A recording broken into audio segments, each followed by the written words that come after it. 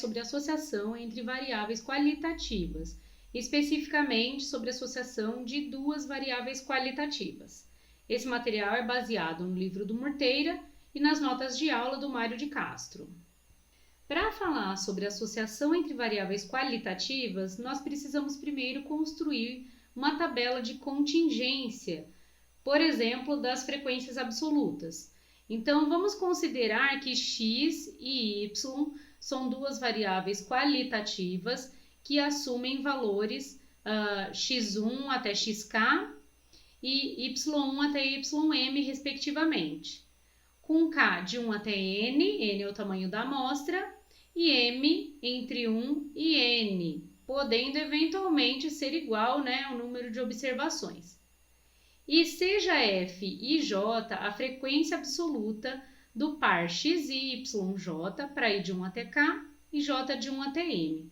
Com essas frequências absolutas, nós vamos montar uma tabela de dupla entrada, em que aparece cada valor de x, cada valor de y e as frequências correspondentes, tá? Então, a tabela de contingência, contingency table ou tabela de dupla entrada, é uma tabela com os pares x e yj e as frequências absolutas, nesse caso, f e j. A tabela de dupla entrada ou de contingência, ela descreve a distribuição conjunta de frequências absolutas de x e y, tá? Então, aqui nas linhas eu vou colocar os valores que x assume, nas colunas eu vou colocar os valores que y assume, e eventualmente a gente pode colocar os totais aqui por linhas e os totais aqui por colunas, tá? Em que f1 ponto é a soma das frequências na linha 1, fi ponto é a soma das frequências na linha i, fk ponto é a soma das frequências na linha k, e a mesma coisa, análogo para f.1, f.j e f.m, só que agora fazendo a soma aqui dos valores nas colunas, tá? F e J é a frequência na amostra, do x, y e yj, tá? Então, você tem N observações, o N está aqui, ele é a soma das frequências por linhas e também da frequência por colunas, Então, ele é ou você faz a soma aqui de todas as somas por linhas e isso dá N, ou a soma de todas as frequências aqui por colunas dá N também, tá?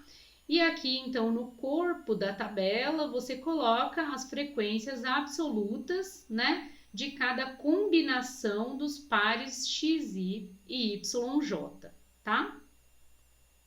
Então, o fi ponto, você vai fazer a soma em j, para j de 1 até m, de f e j, E isso vale para i de 1 até k. Então, esse fi ponto vale para i igual a 1, i igual a 2 até i igual a k, tá?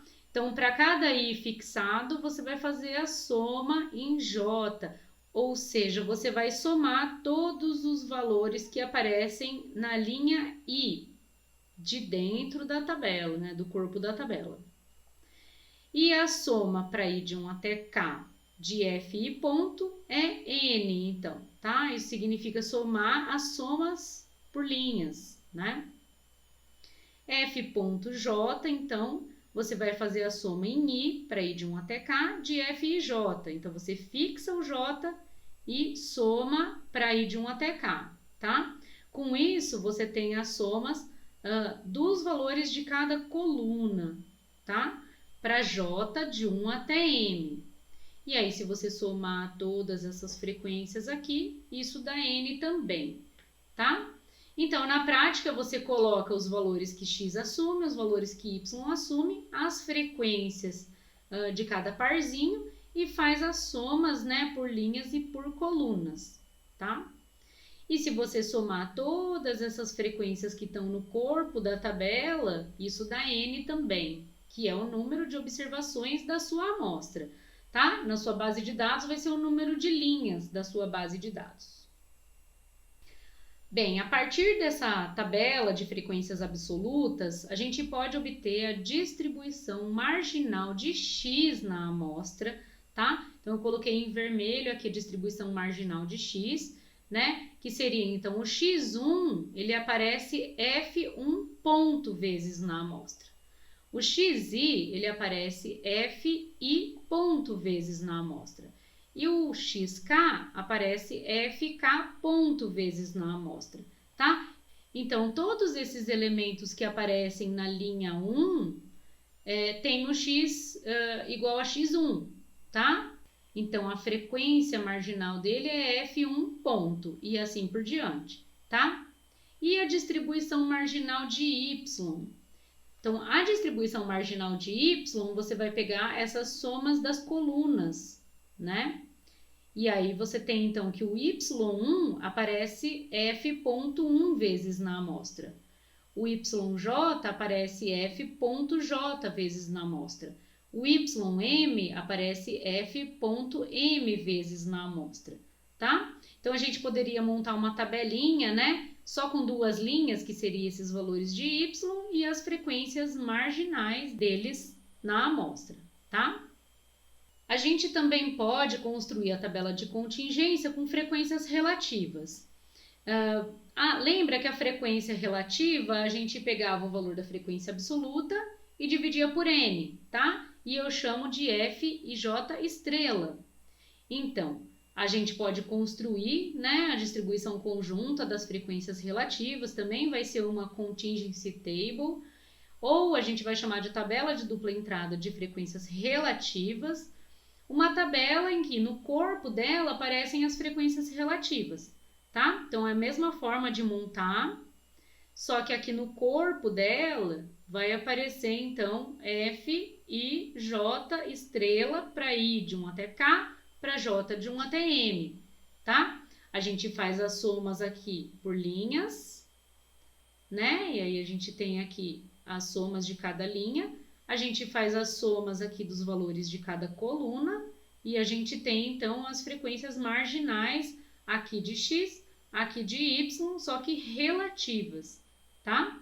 E a soma de todas essas frequências aqui no corpo da tabela, né? Ou seja, que está dentro desse retângulo aqui, dá 1, tá? Então, a soma para j de 1 até m de f e j estrela vai me dar o f e ponto estrela, tá? Que vai estar, então, em uma dessas linhas aqui, uma dessas calinhas aqui. É a soma de todos os elementos daquela linha, tá? E a soma de todas essas marginais aqui de x, na tabela de frequências relativas, dá 1, tá? E da mesma forma a gente pode repetir para o y, né? Então, a gente soma os elementos todos da coluna específica aqui, 1, j ou m, e aí a gente tem os f.j estrela, tá? Que é, então, a frequência marginal de y, né? De um determinado y na amostra, só que considerando frequências relativas, tá? Pessoal, tava n, aqui eu corrigi, né, para 1, tá? Então, a soma de todos os f.j aqui para j de 1 até m dá 1. Então, se a gente somar todos esses valores aqui, dá 1, tá? Ou, se a gente fizer a soma de todos os elementos aqui no corpo da tabela, também dá 1, tá? Uma outra forma de escrever essa tabela de distribuição conjunta de frequências relativas de x e y é, então, em vez de estrela, né, colocar aqui que eu tenho a frequência absoluta dividido por n, tá? Então, olha só, esse f1 dividido por n, ele é a frequência relativa do par x1 e y1 na minha amostra, tá? Esse daqui é a frequência relativa, então F1J dividido por N é a frequência relativa do X1 e YJ na minha amostra. Então, para todas as combinações, a gente vai ter aqui a frequência relativa no corpo da tabela, tá? É uma repetição dessa tabela do slide 7, só que dividindo por N cada frequência absoluta, tá? Mas é a mesma coisa do slide anterior. Da mesma forma, a gente pode obter a distribuição marginal de x com as frequências relativas aqui, né, marginais, e da mesma forma as frequências marginais de y observadas na minha amostra, tá? Bem, a gente também poderia obter a distribuição condicional de y dado um certo x, tá? Então, eu destaquei em vermelho aqui, né? Dado x igual a xi, eu posso calcular cada valorzinho dessa linha dividindo pela soma, né, na linha i. Então, eu vou pegar o fi1 e vou dividir por fi ponto. Vou pegar o fij e dividir por fi ponto. Vou pegar o fim e dividir por fi ponto, tá? De forma que, nesta linha aqui, eu tenho uma soma igual a 1, tá? Basta vocês olharem como que constrói, né, como que calcula o fi ponto. Então, o fi ponto não era a soma de todos os elementos da linha? Então, se eu dividir cada elemento da linha por ele, a soma, né, do numerador vai ser igual ao fi ponto. E por isso que dá 1 o total aqui de linha, tá? E o que significa essa tabela, né, de distribuição condicional? Então, aqui eu estou olhando para frequência, né, de cada y, dado que eu fixo, então, o x igual a x1. Então, fixado x igual a x1, eu tenho essas frequências aqui condicionais, né, de y. Dado que eu fixei x igual a xi, eu tenho as frequências condicionais a x igual a xi, tá? As frequências de y, ok? E da mesma forma, eu posso obter a distribuição condicional de x dado y, igual a um yj aqui em destaque, tá? Então, eu pego cada elemento dessa coluna j e vou dividir pela soma que eu tinha dos elementos na coluna j. E aí, eu tenho a distribuição dos x condicionados a cada um desses valores de y, tá? Bem, as tabelas de distribuição condicional também são tabelas de frequências relativas. Qual delas a gente deve usar em cada caso, né? Então, quando que eu escolho uma ou quando que eu escolho a outra, tá? Se você tiver uma relação causal bilateral, lembra que a gente falou no vídeo passado, né? Então, x depende de y e y depende de x. Então, você usa a tabela de frequências relativas, que é aquela que a gente divide todos os elementos por n, tá? Agora, se você tiver uma relação causal unilateral, aí você vai escolher uma das distribuições condicionais, tá? Então, se o y depende de x, então você usa a distribuição condicional de y dado x. Por quê? Porque o seu maior interesse está em y, né, geral, nesse caso. E se você tiver que o x depende do y, daí você vai usar a tabela de distribuição condicional de x dado y, tá? Tenho duas observações aqui. A primeira é que em B, então B é o caso que y depende de x, tá? Você tem k distribuições condicionais de y. Por quê? Porque você tem k valores diferentes de x. Quanto mais semelhantes forem essas distribuições condicionais, mais fraca é a associação entre x e y, tá? Então, lembra que a gente está olhando no caso em que y depende de x, tá? Quando você condiciona a cada valor de x, você vai ter uma nova distribuição, né, condicional de y dado aquele valor de x. Se essas distribuições forem muito parecidas, quer dizer que existe pouca associação entre x e y. Se elas forem muito diferentes, quer dizer que a associação é um pouco mais forte, tá? Daqui a pouco a gente vai falar de possibilidades para medir essa associação. No caso C, que a gente condicionou a y, né? é usual você trocar linhas por colunas, tá? Então, em vez de colocar y nas colunas, você coloca x nas colunas e coloca y nas linhas. Então, a variável que você está condicionando é usual deixar ela nas linhas, tá? Bem, e como que a gente faz para avaliar, né, para medir a associação entre duas variáveis qualitativas? Para isso, a gente precisa entender o conceito de independência. Então, a ideia de independência, né, já que vocês ainda não fizeram probabilidades, então lá da probabilidade, a gente tem que x e y, duas variáveis discretas, são independentes se e somente se a probabilidade de x igual a A e y igual a B é o produto das probabilidades, né, de x igual a A e probabilidade de y igual a B, as marginais aqui, tá? Para todo A e todo B. Então, isso daqui vocês vão ver mais para frente lá em probabilidade, né? Para a gente, eu preciso de uma adaptação desse conceito. E a adaptação é o seguinte: x e y serão independentes se e somente se f e j é igual a f e ponto vezes f ponto j dividido por n, para j de 1 até m e i de 1 até k, tá? Então, para todos os i's e todos os j's, o f e j, que é o que está lá no corpo da tabela, vai ser igual ao produto da marginal, né, de x e de y no i e no j, dividido por n, tá? Ou de forma equivalente, se você quiser trabalhar com as marginais, então é só dividir por n aqui dos dois lados, f e j dividido por n é f e ponto dividido por n e f ponto j dividido por n, tá? A gente vai usar essa ideia de independência para construir medidas de associação entre x e y, tá? Vamos considerar um exemplo dos dados da companhia MB, especificamente o grau de instrução e o estado civil, tá?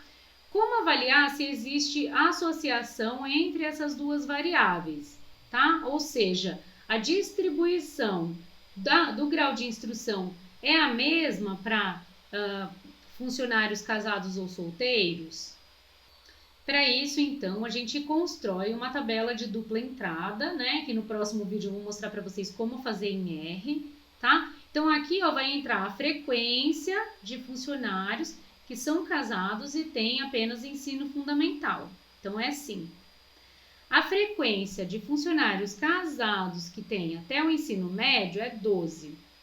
A frequência de funcionários que são casados e têm ensino superior é 3. E assim por diante, tá? Então, aqui nas colunas eu estou colocando o estado civil e nas linhas eu estou colocando o grau de instrução, tá? Bom, como que seria essa tabela sob independência? Para fazer esse cálculo, a gente vai primeiro obter os totais aqui por linhas e por colunas, tá? Sendo que o total de funcionários dessa companhia MB é 36.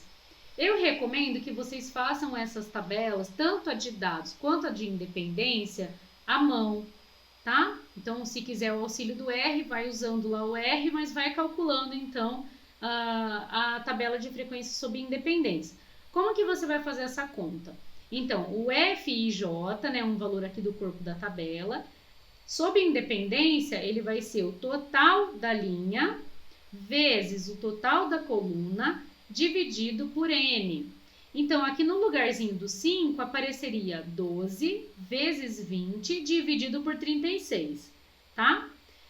Aqui no lugar do 7 apareceria 12 vezes 16 dividido por 36. E aí você vai então calcular uma nova tabela, que é a tabela sob independência, que é essa daqui, tá? Então, eu fiz todas essas continhas aqui à mão, espero que não tenha erros aqui, se tiver vocês me avisam, tá? Então, a frequência absoluta sob independência de casado e ensino fundamental, que era 12 vezes 20 dividido por 36, dá 6,7. Solteiro e ensino fundamental é 12 vezes 16 dividido por 36. Ensino médio casado é 18 vezes 20 dividido por 36 e assim por diante, tá? Então, você obtém essa tabela aqui, que é a tabela sob independência, tá? A primeira medida de associação entre variáveis qualitativas é a Q quadrado de Pearson, tá?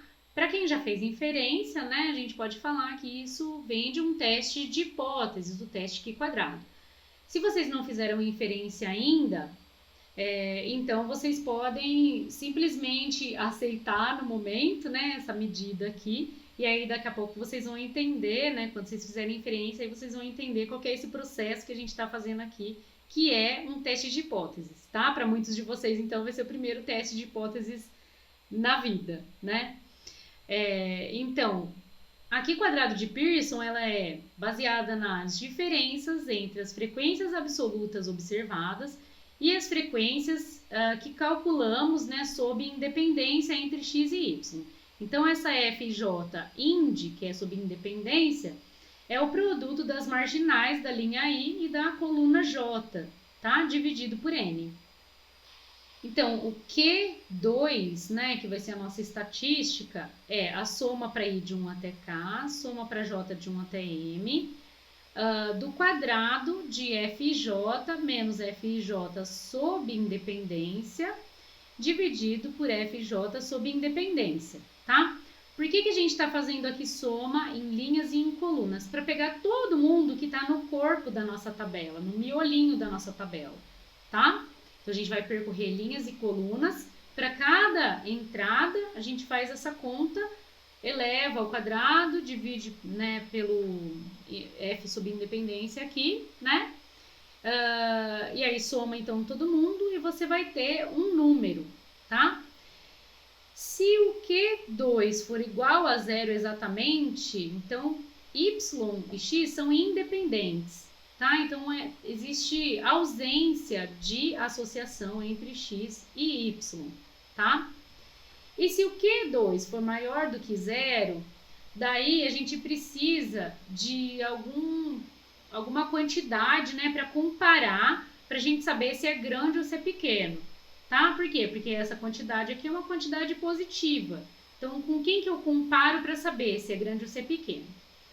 Se o Q2 for maior do que zero, então a gente vai comparar com o quantio de uma variável aleatória com distribuição Q quadrado com esse número de graus de liberdade aqui, né? Que é K menos 1 vezes M menos 1, tá?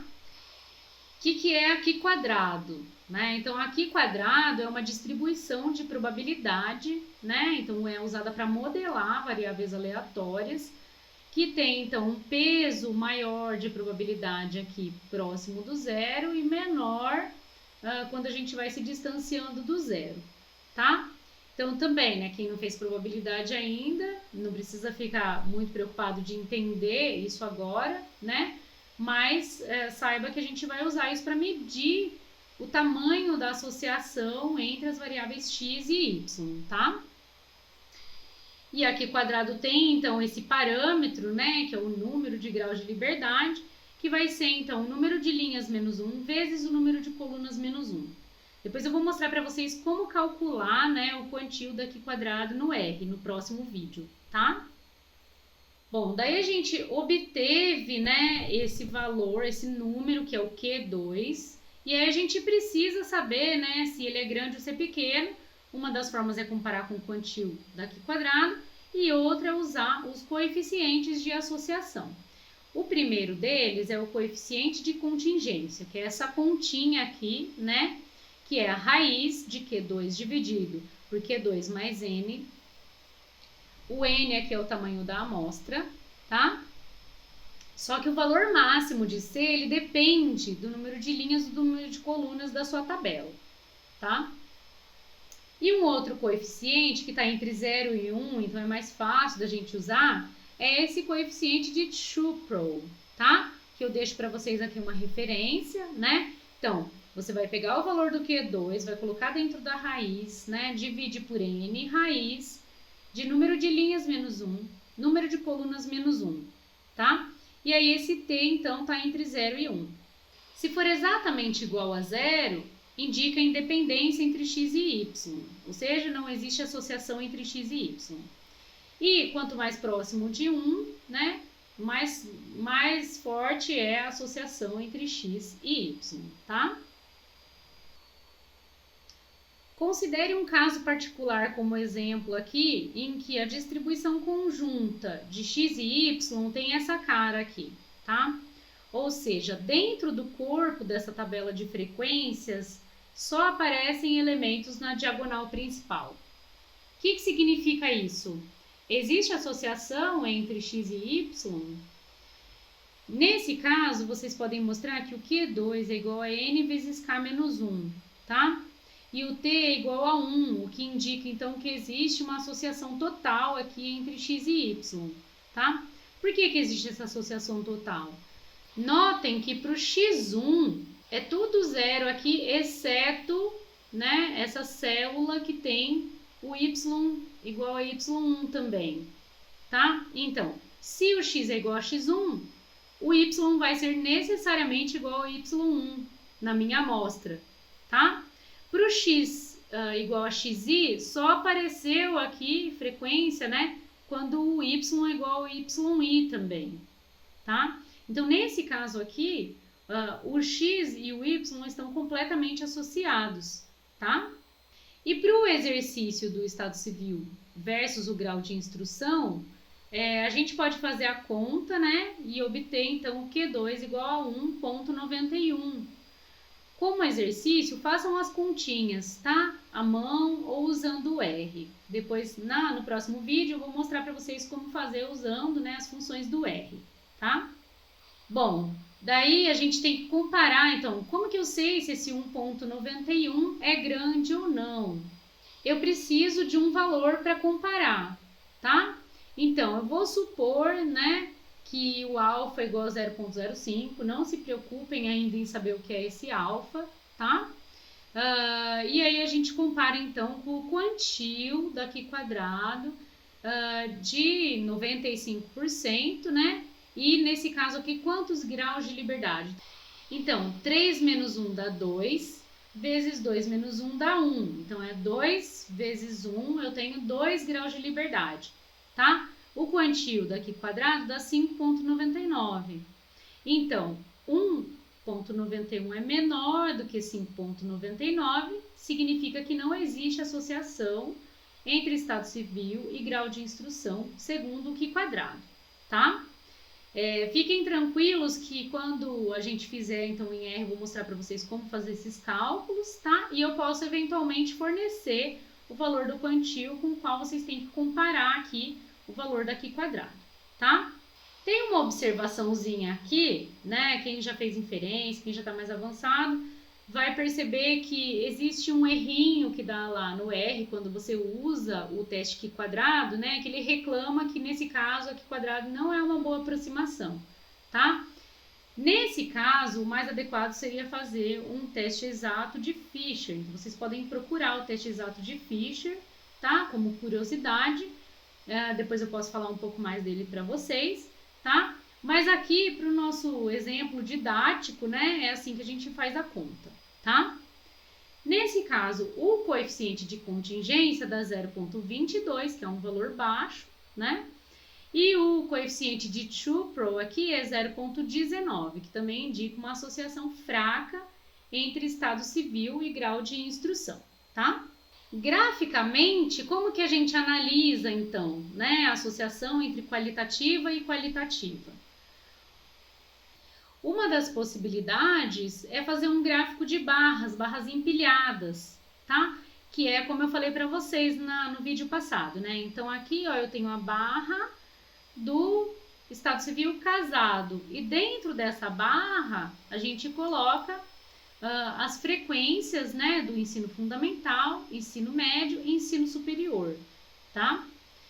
E a mesma coisa aqui para o solteiro, tá? Então, a gente consegue ver, ó, que aparentemente, né, não está muito distante a distribuição do grau de instrução dentro dos casados e dos solteiros aqui, tá? Mas com a análise gráfica, a gente não consegue concluir se existe associação ou não, tá? Outra possibilidade é o gráfico de barras adjacentes, tá? Então, eu vou mostrar para vocês, é um comando em R que faz esse gráfico, tá?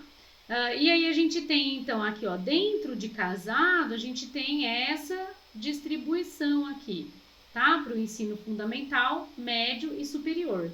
E dentro dos solteiros, a gente tem essa distribuição aqui. Nesse gráfico de barras adjacentes, fica um pouco mais claro que existe diferença, né? Mas essa diferença pode ser devido ao acaso, entre, por exemplo, casado e ensino fundamental, solteiro e ensino fundamental, tá? Mas a gente já viu lá com a medida de associação que aparentemente essa diferença se deve ao acaso, tá? Um outro gráfico bem legal aqui para analisar a associação entre qualitativa e qualitativa é o gráfico de mosaico. Nesse gráfico aqui, então a gente vai fazer a barra do ensino fundamental, né? De baixo até em cima, tá? E dentro do ensino fundamental a gente tem então casado e solteiro. Mesma coisa para ensino médio e mesma coisa para ensino superior. Notem um detalhe importante que a gente não observou lá no vídeo passado, que é o seguinte: o grau de instrução, ele tem barras de larguras diferentes aqui para o ensino fundamental, ensino médio e ensino superior. Por quê?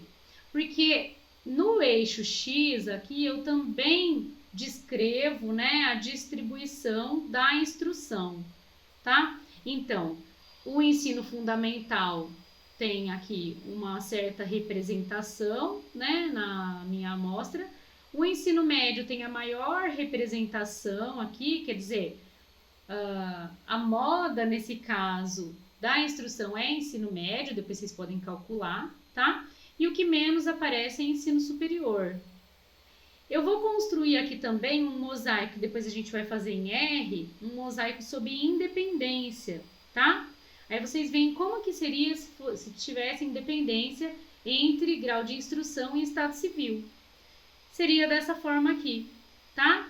Então, você tem a distribuição do ensino fundamental, do ensino médio e ensino superior, e você teria aqui a mesma proporção, né, de casados e solteiros dentro de cada categoria aqui do grau de instrução, tá? No próximo vídeo, eu vou usar o R para construir algumas dessas análises aqui, tá? Então, a gente vai construir as representações gráficas, a gente vai fazer a conta lá da estatística Q quadrado, vamos comparar com o quantio da distribuição Q quadrado, tá? Então, essa aula continua no próximo vídeo.